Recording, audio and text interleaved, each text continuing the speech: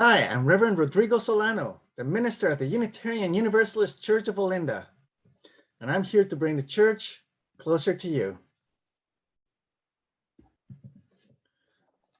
For our Cornerstones anniversary last week, the membership committee put together this Seeds for the Future card, along with a special edition printed order of service, as part of a church care package, bringing some of the more tangible parts of the church closer to your home.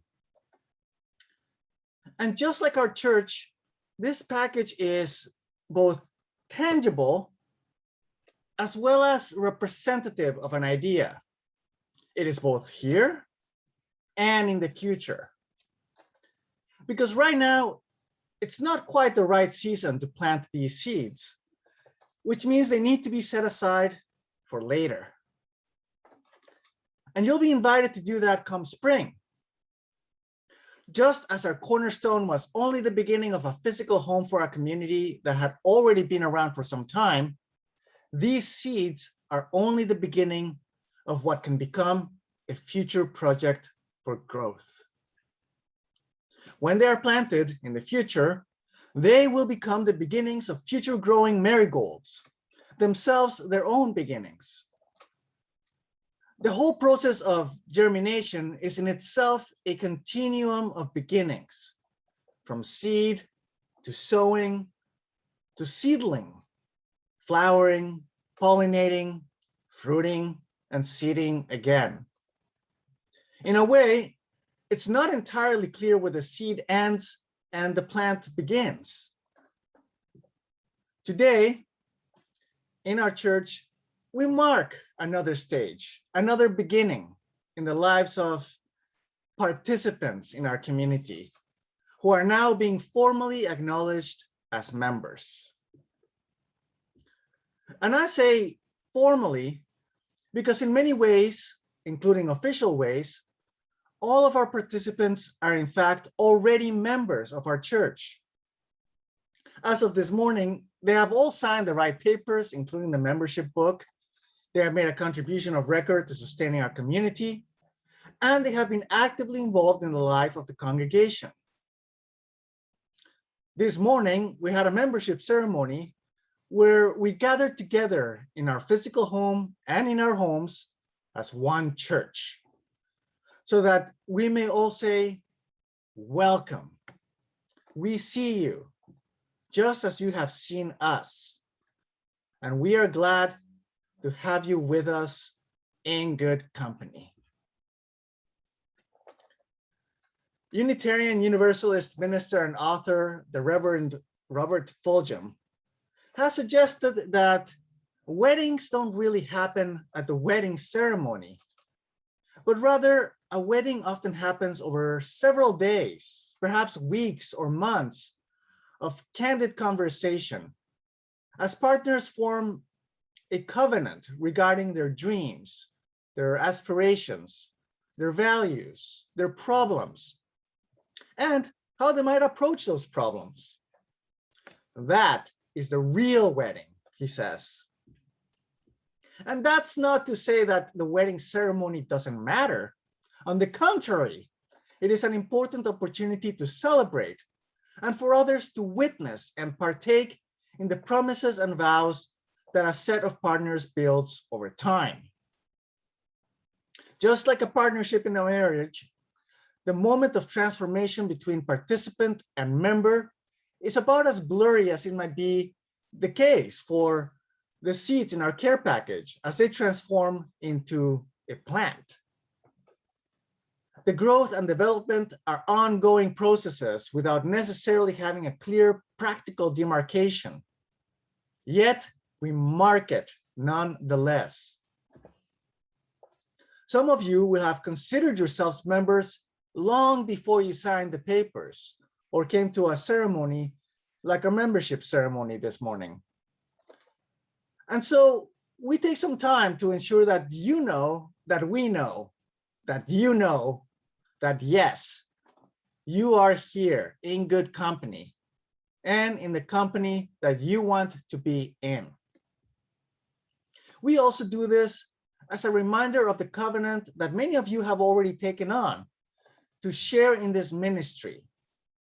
Today, we make this public witness of the vows and promises, the covenant that you have been building with this community and that you will likely continue to build into the future, a covenant of shared ministry. Because a lot of the ministry that happens here is carried out beyond what I do as a settled minister. This afternoon, our church voted on a decision about the maintenance of our building. That was your job to do. And leading up to that decision, a fair bit of legwork was carried out by the property committee. The property committee had to assess what our needs and our building's needs might be, seeking out contractors, obtaining quotes, negotiating accessible rates. I have been present for these kinds of decisions and discussions, and from time to time may be asked for my perspective, or I may see the need to offer my take on the matter. But for the most part, it was you and your peers as members of this church who have done and are commissioned to do this work. We can say the same for just about all the other work that happens around here. Even for our Sunday worship services, in which I tend to take the lead, there are roles for our lay members to be active in, be it assisting during the services themselves, looking after some of those services, or supporting the journey of worship. I share this ministry with you. Sometimes that ministry is more visible. I often name the folks who are taking an active role during the Sunday morning service. Other ministries get named and recognized at other times and other places, and some are carried out with more discretion. And we share these ministries in good company. The Unitarian Universalist traditions have shared in a heritage that recognizes what is sometimes called the priesthood of all believers.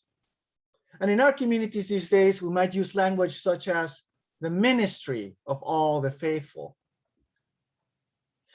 People in my line of work sometimes carry fancy titles like reverend or pastor because we have made a career and life commitment of devotion to our tradition, our values, and the service that this entails.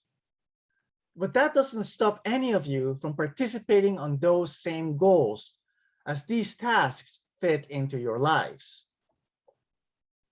This may be through a named position, such as chair or member of a committee, or by your involvement in the life of the congregation, or by your financial support, or simply by the gift of your presence in this company.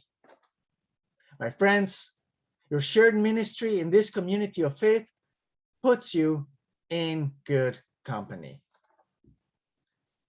And our new member ceremony this morning, my friends, allows us to consider and contemplate the meaning and significance of being here among each other, with each other, for each other, in good company.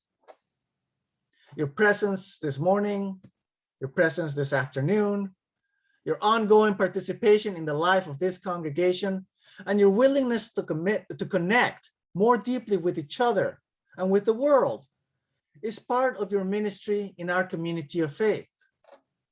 My friends, without your company, our ministry could not be possible. My friends, you are in good company. My friends, you are good company. So may it be, in solidarity, in love, and in peace. Amen.